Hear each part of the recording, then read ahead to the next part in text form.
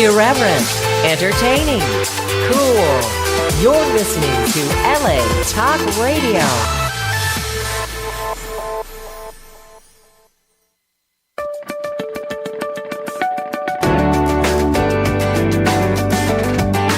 You're listening to What Women Want with Judy Goss, only on LA Talk Radio. What Women Want is what women want to hear. Good evening. I'm your host, Judy Goss, and thank you for tuning in. Here at What Women Want, we celebrate women of all ages, and occasionally men too, live every Wednesday evening. And thank you for listening. We've reached over 400,000 downloads inside of 2 years of airing our weekly shows. So if you haven't subscribed to iTunes yet for What Women Want, go do it now. It's free and will keep you entertained and educated with the best guests on the planet. I promise. Just like our guests this evening, award-winning actress, producer Kristin West, and award-winning reporter and best-selling author Dr. Robi Ludwig. These fascinating ladies are going to come on in just a few minutes to talk about our show this evening, which is Age is Just a Word, like Millennial. There are so many stereotypes that are affecting us in ways we may not even know. Boomers, millennials, we throw these words around, but the generalizations can be daunting. And they can be helpful for statistics and polls and things like that, but sometimes very offensive and very limiting. And that's all I'm going to say about it right now, because there's going to be plenty more to talk about when we bring these two amazing ladies on the line in just a few minutes. We have a new website, everyone. I'm so proud of it. It's whatwomenwantradio.com. There's a blog and all kinds of good stuff on there. So if you'd like to keep in touch, please visit our website and sign up for that newsletter, whatwomenwantradio.com. Have you out there ever thought about writing a book? So many people want to, and yet for some reason or another, they just don't get it done. That is, until they meet Kelly Epperson of Birth That Book. Kelly has written over 30 books, some for New York Times bestselling authors, one that sold 3 million copies. Wow.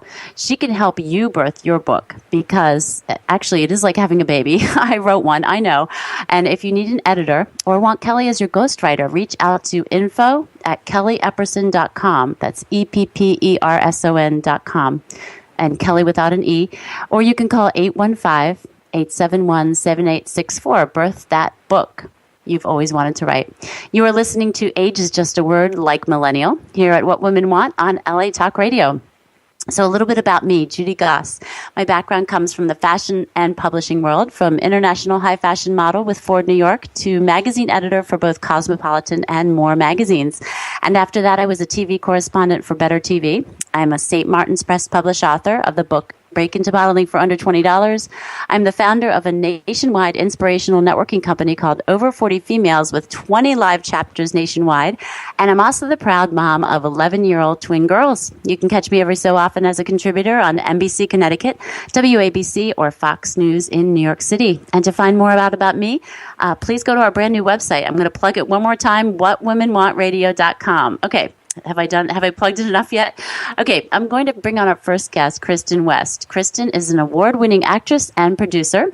She is a winner of a Best Actress Award for the film Seeking Valentina, which can be seen at the Los Angeles World International Film Festival in Los Angeles, April 14th, at the Bare Bones Film Festival in Muskogee. I'm going to ask her how to pronounce that one, Oklahoma, on April 22, and the Las Vegas Galaxy Film Awards on April 29.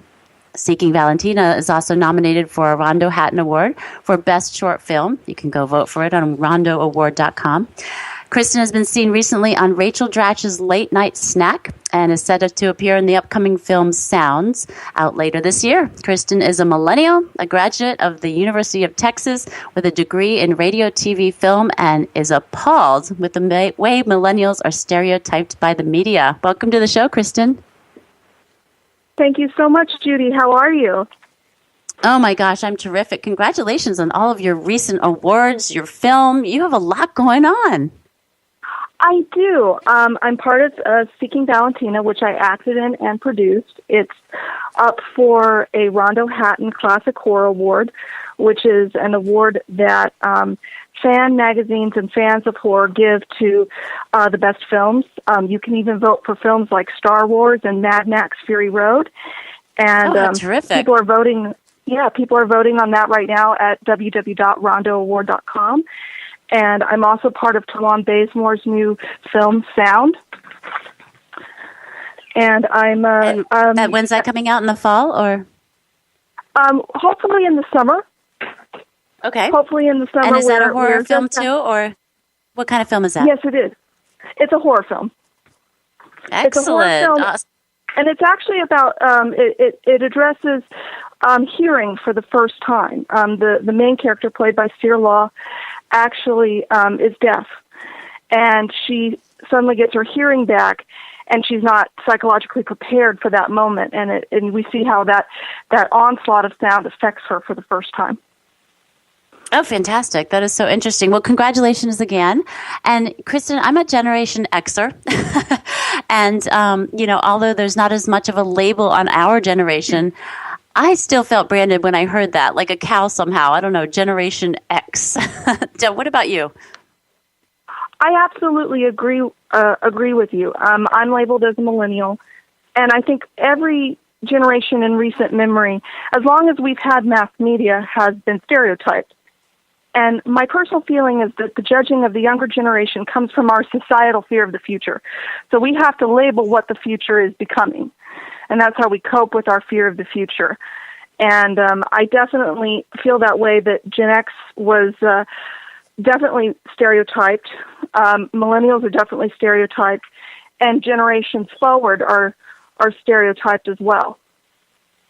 And even baby boomers, and we're going to hear a little bit about that more when Dr. Ludwig comes on. But do you feel like millennial has something to do with the social media explosion? Because I feel like somehow there may be a disconnect because some of the older, people don't quite understand it, so that's maybe why they judge it. Do you think it has to do with that? Absolutely. I would say millennials are the social media generation, in that was one of the disruptive technologies that we had access to first, because social media, especially Facebook, started out with millennial-aged people.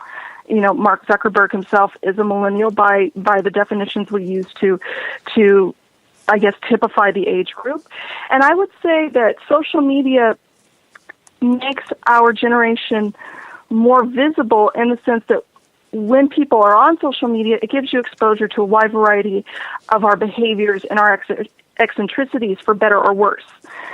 So whether you're watching right, we're incredibly transparent compared to prior generations because we have an immediacy to what we're doing that wasn't available to generations prior.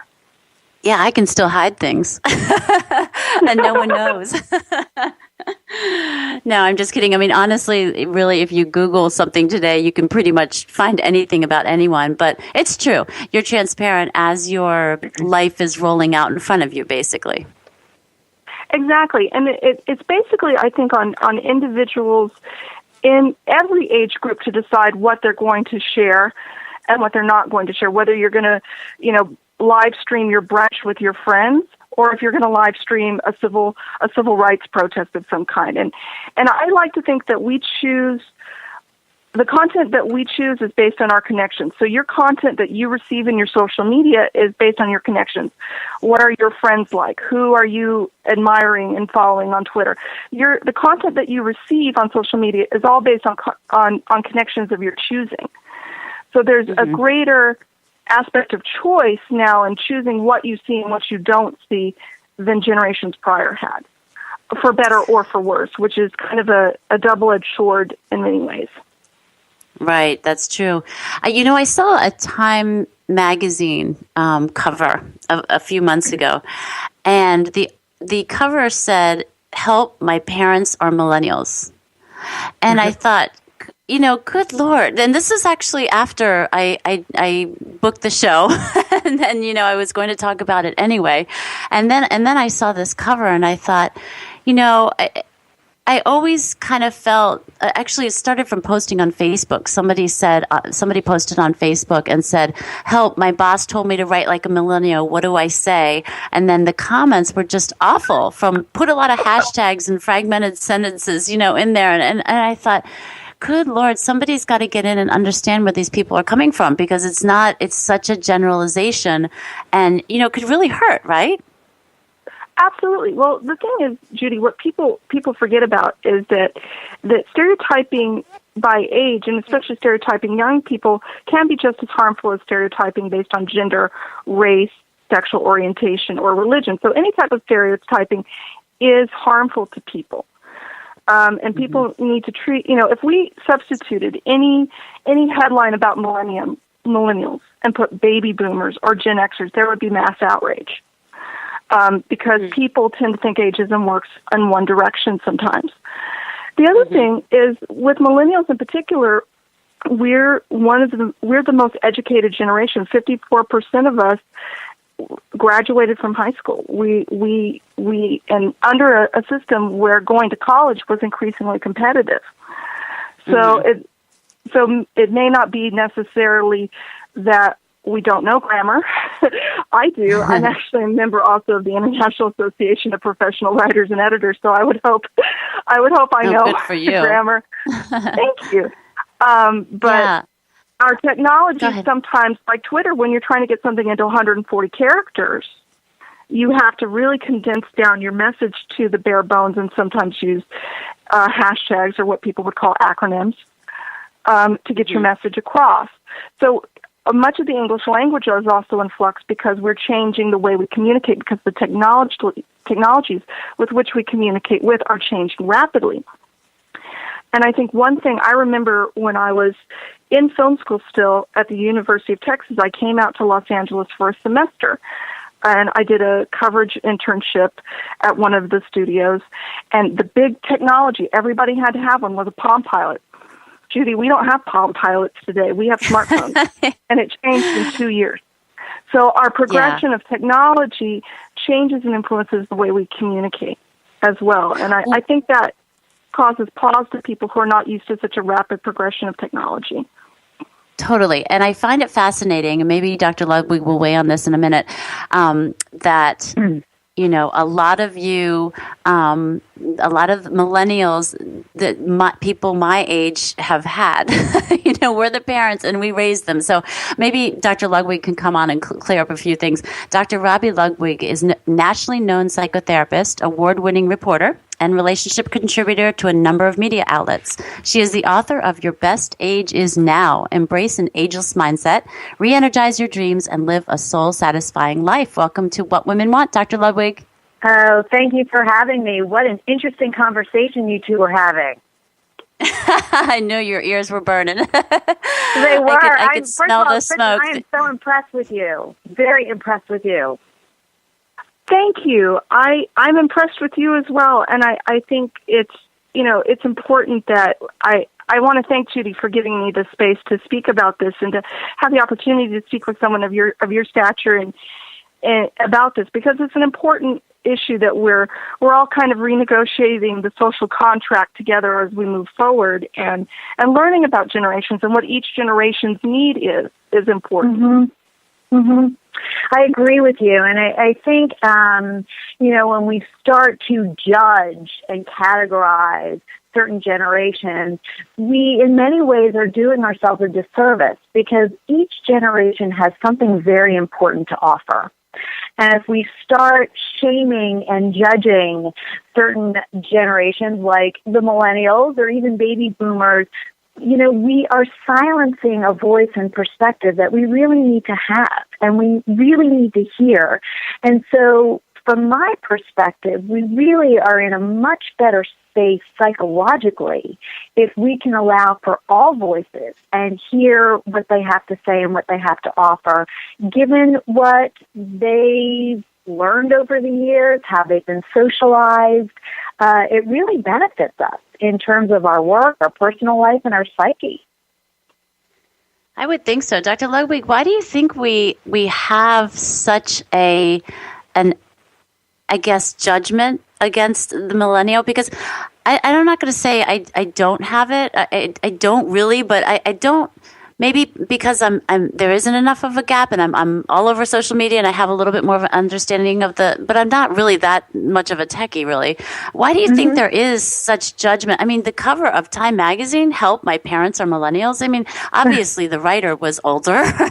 What's right. the issue here? I mean, Because we raised a lot of these kids. We had a lot of these kids we're talking about right now. My husband my stepson's 24. So tell me, clear it up for me. Well, it's an interesting question, and I don't know that I would be the complete expert in why we are judging millennials. Each generation is slightly different, and so these millennials were raised by parents that had a very different mindset when it came to parenting. It was, don't hit your kids. Let's make sure that our kids have high self-esteem. Let's make sure that they feel good about themselves no matter what. Let's raise them with the idea that they can be anything and we are here to support them. So when you look at millennials, very often they have a very close relationship with their parents. So much so that other voices don't really matter. So, here we see millennials, they're entering into the workforce, and in some ways it's taking us all longer to grow up. And there are lots of different reasons for that. Do you think that maybe that in your book you target middle-aged women, really over 40?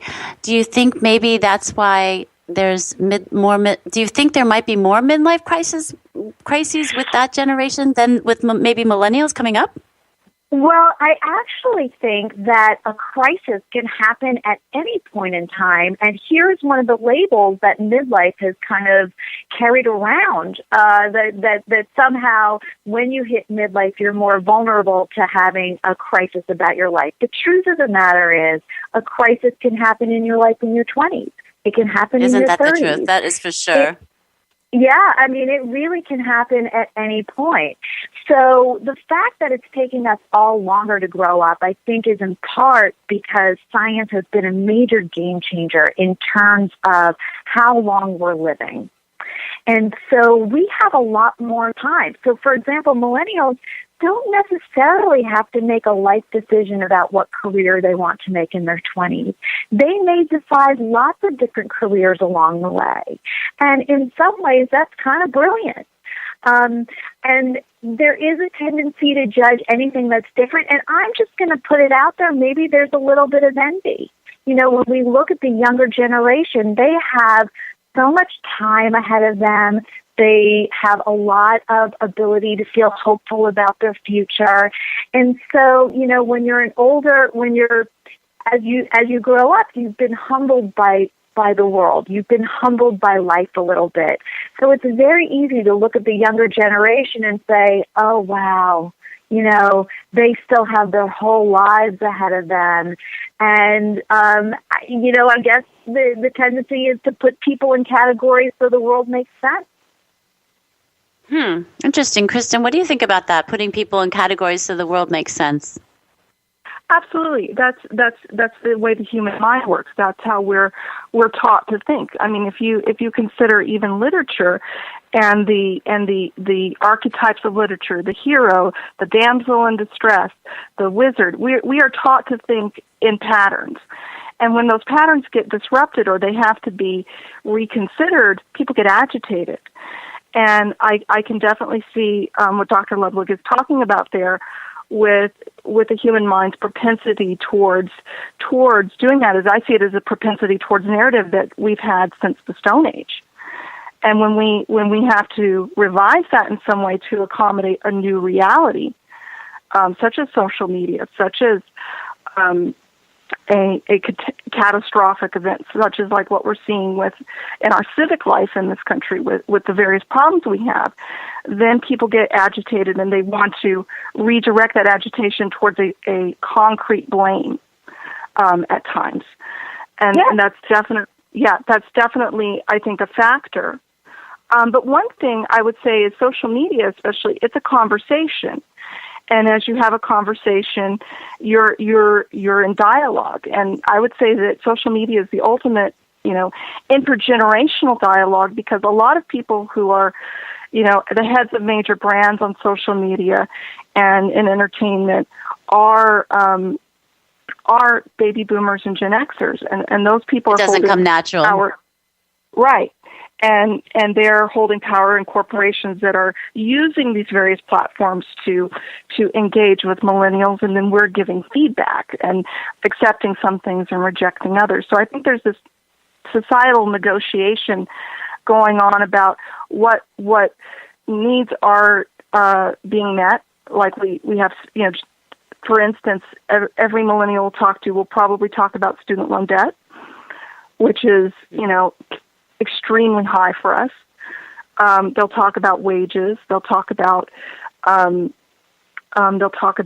also, I would say, flexibility in getting jobs and how we're sometimes stereotyped as job hoppers because we sometimes don't have access to promotions by staying in the same company like our parents did. So there's definitely a lot of I would say, revision of expectations going around. And I think that social media can be a conduit to helping foster understanding instead of fostering stereotypes.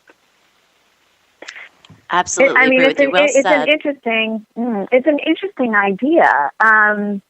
But I think that some of the topics that you were talking about, Kristin, would just make everybody more interested and have respect towards millennials. I don't think millennials are just maligned. We understand that they're growing up in a very different world in some ways. That's a lot trickier than the world of the Generation Xer that had a lot more privacy, and we could make mistakes without it being so permanent, whereas in the millennial world, that's not the case. So I think that there is really a broader conversation when you look at generations from a more kind of intellectually in-depth perspective to understand, yes, they do get a bad rap in some ways, but, I think that there's a lot of empathy in other ways because they have to deal with a more trickier world than people of previous generations. Dr. Ludwig, I didn't get to congratulate you on your book. Just really quick, Your Best Age Is Now. I was just kind of curious what inspired you to write the book. Was there a particular catalyst? Well, yes, I would interview for jobs and even though for television, and one of the first questions I was asked was, how old are you? And I would certainly share my age. I had no problem sharing my age. Aren't they not allowed to ask that? So you're not, and I probably shouldn't have said anything, but I felt like I had nothing to hide. I've never lied about my age because each year I've earned, but I remember after saying it, I wondered if that would somehow make me unappealing to whatever audience they were considering me for. And it started me down this road of, oh my gosh, is this really it for me? And yet I was seeing all of these women in midlife who looked better than ever before, were bright and intelligent and in the prime of their lives. And I realized something really wasn't making sense. And it's the way midlife had been branded, which was all about loss. So I picked up all these books, and every book about midlife is how do you handle your body not looking good, losing your period, losing your looks. I was like, oh my God, this is so depressing. There has to be something else out there that describes midlife, at least the midlife that I'm seeing. And so that's really what prompted my research to put out a book that I felt was really more accurate and could be helpful for women for reclaiming and owning their power in this phase of life. One of the parts of your book is identifying false thinking that is holding us back. What does that mean? It means understanding the cultural brainwashing and socialization that doesn't work to our advantage. For example, that midlife is a time of crisis and it's a time of loss. That's not true. And in fact, the scientific studies show that our personalities continue to grow and change. We're better at analyzing people than ever before. We're better at coping with difficult situations. We tend to see situations from a much more positive perspective. Many women consider themselves better looking than they've ever been in the past. So there were a lot of positive things going on that we don't hear about culturally because we live in a world where, I'm sorry, I don't know what's going on with my phone. We live in a world where youth gets idealized. Interesting. Kristin, want to weigh in on that one? Because we're talking about really not idealizing youth, right? Millennial is such a strong word. That's an interesting perspective, but we do, when you start to get a certain age. Absolutely. I would say that we privilege people who are younger in certain areas of society. Definitely entertainment. It skews towards younger. And people are fighting back against that. Judy Dench, Helen Mirren, are actively, out there trying to get more middle-aged and more mature women out in leading roles. So entertainment, I would say, definitely can skew younger. And we sort of privilege that. And then there's also, even with modeling, the over 40 model has been growing as a trend and as a movement, I would even say. And I think that's important. I would say, millennials especially take their cues from their parents a lot. We respect our parents. We talk to our parents. I talk to my mother, if not once a day, every 2 or 3 days for sure. And we definitely respect older people and look for their input. And so we value the wisdom of people who have gone before us. And I would say we learn from their advice just as much as their mistakes and their struggles, and we try and take in all the information that we can to arrive at a decision. And I think that's one thing that perplexes people who are not used to interacting with millennials, is that we'll do a lot of research around something before we arrive at a decision, instead of just accepting one or two persons' authority. And that's something I've noticed. I just wanted to say that, from an interpersonal perspective, that's very true to millennials. They're great at taking the advice of their parents, and they really weigh that in terms of their decision-making process. One of the reasons why I wrote this book was not a millennial versus Generation X or a millennial versus the baby boomer, but I wanted to send the message to people in the millennial generation, my kids' generation. Hey, don't believe what they tell you about midlife. It's not the beginning of the end. It is not a time when you have to forget your dreams, or you won't feel pretty, or you won't feel good about yourself. That is just misinformation out there that is going to continue to change, given science and the option that science has given even women to have kids at any point in their life, which really never existed before today. So that was really my goal, to send the messages to millennials like Kristin and say, hey, kick it while you're young, enjoy it, have fun, but know that you're going to continue to do that in midlife and that we're rooting for you. Well, Dr. Ludwig, that's one of the big reasons I started Over 40 Females. I'm sorry, Kristin. That's one of the reasons I started Over 40 Females, is really, so that women could come together and realize that there is still life out there, and it is, it does get better, and it does, you do evolve into a better person if you let yourself. And, I admire you both because you're both championing your own causes. Kristin, go ahead. I'm sorry to interrupt you. Well, what I was going to say to Dr. Ludwig was, I love the message of the book because I think that people in my age group are not only are they self-aware, but they're very, very keen on self-actualizing and fulfilling their full potential, and not necessarily following the traditional markers to do so. And so I look forward to reading it and getting your perspective on that further, because I think that really is one of the watchwords of our generation, is that we realize that we're going to evolve over time, because we've been forced to evolve and respond to changes in our environment so rapidly. We know that evolution happens. And I also want to say, too, that one of the recommendations I make in my book, which is maybe a slightly different message, instead of devaluing the younger generations, and I speak more about the teen generation, because teens, if you take away the poor judgment, actually instinctually do many things that are really healthy for them. That it's really important for the older generation to seek advice and ask questions of the younger generation so that you are staying current and you're not staying stuck in the old days. That is not the way to be progressive. That the way to have that fountain of youth and that energy is really to be open to all generation and voices of what's going on right now so that you up your game. Mm-hmm. Absolutely. Dr. And I would like, go ahead. I'm so sorry. I have to give huge kudos to my mother for this, because my mother is, lifelong educator, baby boomer. And, she was not raised with computers. She's learned how to, surf online. She now has a smartphone. She installs apps. She asks me what apps I use, what I recommend, what I don't recommend. She sends me YouTube videos.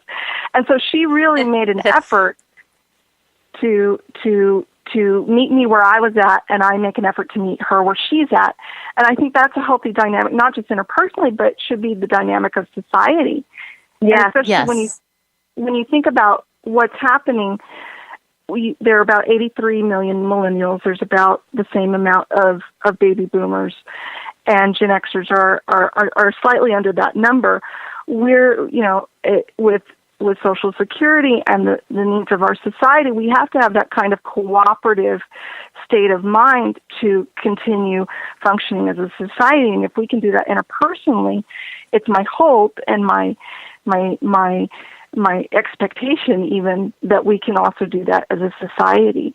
And one of the ways that we do that is we lay aside these judgments and we really get into the specifics about what each generation's needs are. Baby boomers' needs are a little bit different because of age concerns. Generation X in the workforce right now has some needs that haven't really been catered to. They're called the middle child generation right now because they're sort of not in the public discourse as much as they were compared to baby boomers and millennials. And we have to make an effort. We never were. Yeah. It's so funny. You thought of us as like the branded. I thought of us as kind of the ignored generation. It's like we had a brief moment in time in the 80s and then it was gone. Well, I feel like people are always talking about baby boomers really until recently, till the whole kind of millennial thing hit. That's how I felt. And Generation Xers, I don't know. I heard the word and I was like, ew, I don't know why they're labeling me, and I didn't think about it anymore.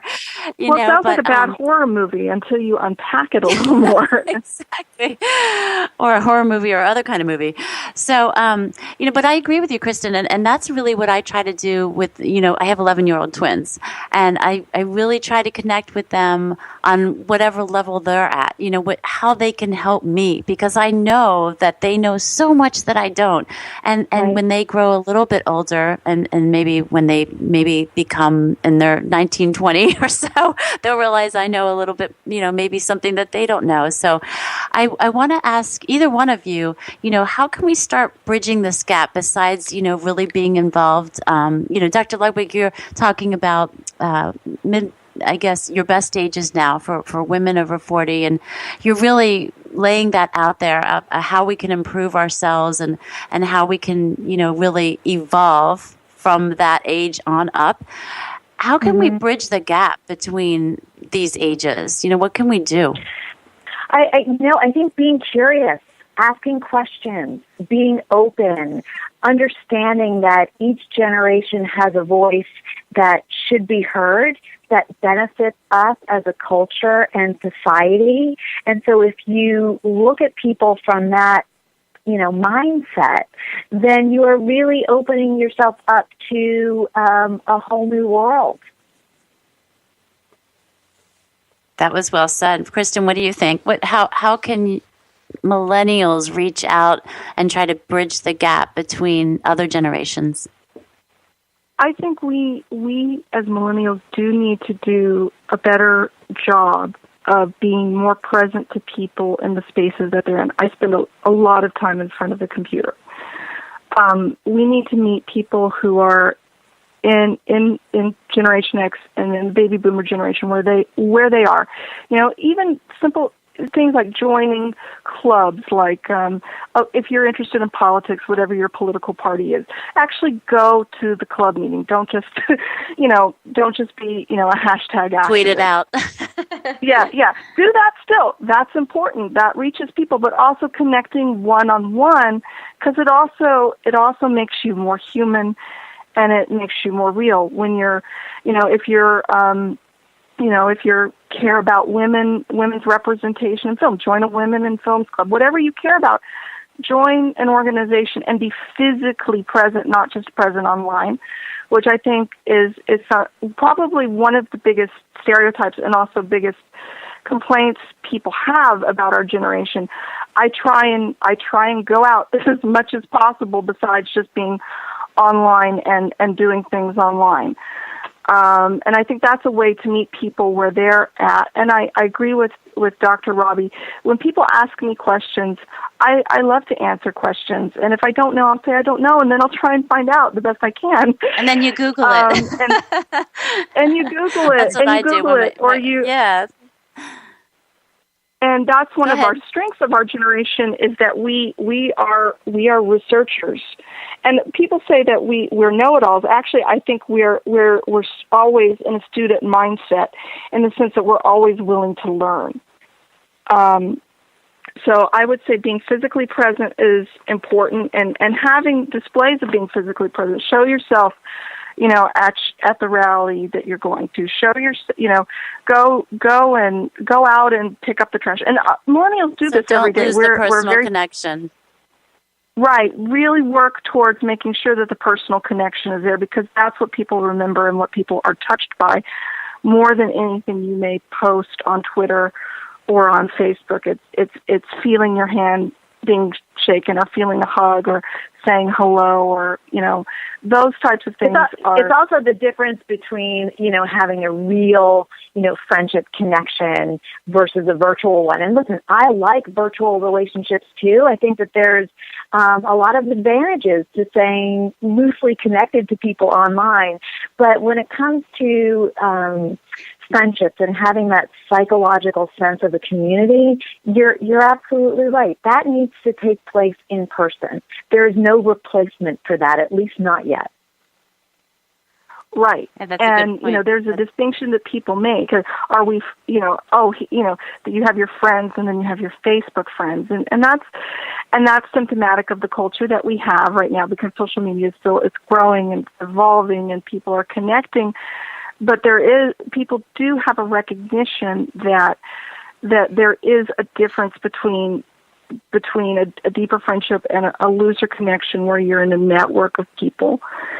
And it's important that we start to bridge those two as best we can going forward. And I think people are more aware of that. And one thing I will say about millennials is that we're the calendar and the clock keeps ticking. We get older each day. Each day that we go by. And so, we are, some of us are parenting, some of us are not. Some of us are still in high school. Some of us are just getting in, are not yet out of college. We're right now very much in a flux, because there are many of us because the age range generally accepted is 1980 to about 2000 as a year of birth. That's a big swath of people at very different stages of life right now. So it's hard to say how people in the generation will progress as we go forward, but we still have people, dealing with very different issues at different points of time, all in the same generational group. Mm-hmm. And so we're evolving as well. And so opinions of our generation will continue to evolve as we evolve and sort of, I don't want to use the word stabilize, but I want to say as we get to a common marker or milestone where we're all into voting maturity, parental maturity, all of those markers of what it is to be an adult in society, because many of us are not adults yet. I am. Well, and I also think, too, when you're a parent of a millennial, your tendency to judge and malign them is not as strong at all, because they're your child, so you're just rooting for them. You just want them to succeed. You're curious about how they view the world and how they experience life and their ideas. So again, back to the curiosity, the personal connection, reminding ourselves that each person has value and perhaps can teach us many things that we don't know. I mean, on both sides, even if the millennials are still young and not quite adults yet, sometimes that makes them more interesting because they're less edited. Yeah, and more open. I think the underlying theme here is just to be more open to other people, other types of, cultures and generations and just really empathetic to what people are going through. And Kristin, you have a good point. Like, the millennials are so transparent, but I would love to learn how to be more like that, and it's funny because as I'm sitting here, I'm realizing I'm a Generation Xer. I'm like kind of in the middle. And I realize that I have friends that are younger that, text me all the time and tweet me and Facebook me and don't really talk to me on the phone or meet me too much in person. And then I have the other side, a little bit older people who are constantly calling me and they can't not that they can't text. They don't really want to text. They really want to talk on the phone and they want to see me in person. They want, and it's just so funny because I feel like I'm looking at both sides and I want to learn from both sides. I want to be open and let myself, have the possibility of evolving and learning from all generations, no matter what. And one age, of the really. things I think it's great, and I know that I've kind of stressed more the curiosity point, but I also want to stress in terms of the midlifers out there to rebel, and maybe this is true for the millennials, to rebel against these notions that don't seem to fit or work for us, and to redefine kind of these branded names that also don't represent us, because we have a responsibility to present who we are and who we are not to the world. And that will help kind of reshape and redefine and rebrand how each generation gets experience. So in part, that's our responsibility. Absolutely. And you both are doing such a beautiful job of it. I think you see that online where millennials especially, when people have put up articles that have been stereotyping or unfair, millennials have countered that with facts and statistics that are relevant to whatever the shaming behavior is, and a lot of it does center around jobs and job security and financial concerns. I would also say we have to understand one thing. I think and I totally agree with you about not letting yourself be categorized, to really take the bull by the horns and to find your own identity that's authentic to you. We also have to understand that each generation grew up under there was a certain event or series of events. And I know for millennials especially, and I was reading up on the topic more, and as I read, we were very much shaped by the reality of 9/11, and that we were not safe, and that people could die, and people were encountering that, and saw that on television in their classrooms when they were my age and in school at that time. So every generation has an event or series of events that shapes the way that they look at the world. And for baby boomers, I know it was the assassination of John F. Kennedy. My mother remembers exactly where she was. She remembers her age. She remembers how she felt. And every generation, I think, has a certain even societal problem, societal riddle that they have to help to move forward and to solve. And I would say maybe Gen X is part of the Berlin Wall and the Cold War. But we all have this contribution individually to the societal narrative, and how we choose to use that is up to us. But I think it's very important to understand the events around the generation, not just how you're told to perceive the generation, and why are people responding the way they do to certain things. I'm sorry, you lost me for a minute there. I can hear you. Technical difficulties, sorry. Can you hear me now? I can. I'm sorry. What I was saying was that it's very important that we understand the events that shape people. Yes, I heard that. That was so well put. I can't, I'm so impressed with you. I really am. I mean, I couldn't have, picked a better representation of your generation to explain, where you all are coming from. And Dr. Ludwig, you as well. I mean, you are such a champion for, women over 40 and their cause, and they're evolving and they're growing. And I'm so impressed with you both, how you're really just both taking what you believe in and really championing it for the world. It's admirable, and I really appreciate you coming on the show. And I never thought this conversation was going to be this valuable. I knew there was something there, but I just never thought it was going to be this great. So thank you for that. Thank you. And I want to know, Kristin, how we can find you, and please let us know, Seeking Valentina, how we can find that, or how we can help you as far as, going on your website or voting. I know there was something you wanted us to vote for. Is it Seeking Valentina?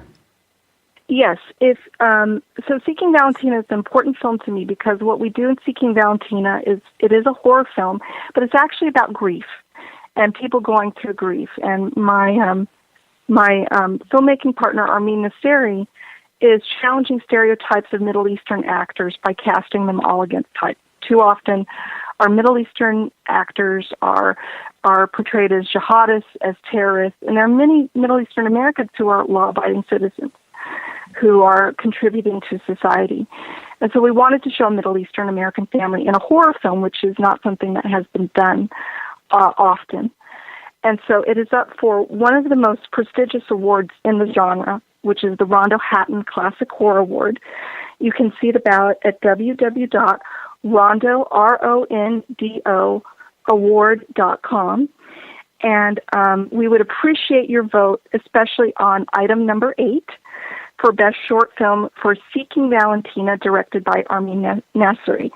I produced the film. I'm also the lead actress in the film, and it would mean a lot to me and to our team if you would support the film in that way.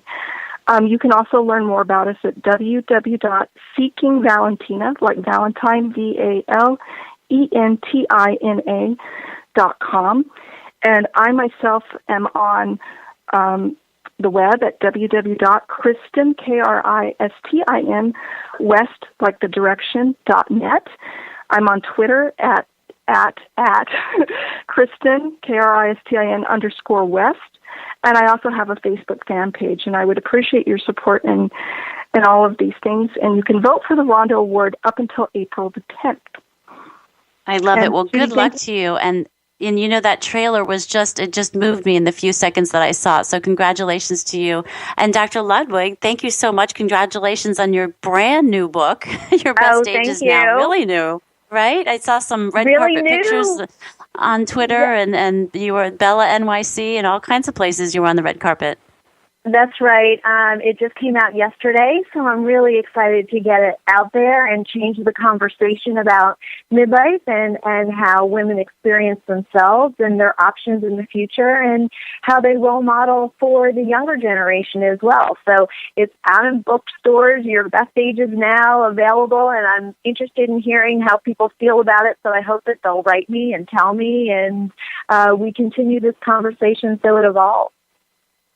I am so honored to be in front of such accomplished women right now. It's just so fantastic. Dr.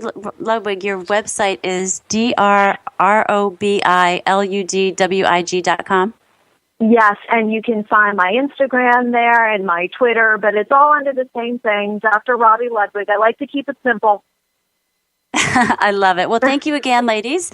And everyone else who's listening, next week, please join us for Tap Into Your Power Consciousness with Transform Your Performance coach Regina Huber and intuitive guide and founder of Maven's Connections, Pamela Horton. And they're going to show you ways to utilize your brain to the maximum capacity, ways you probably haven't thought of. So thank you again for listening, and good night, everyone.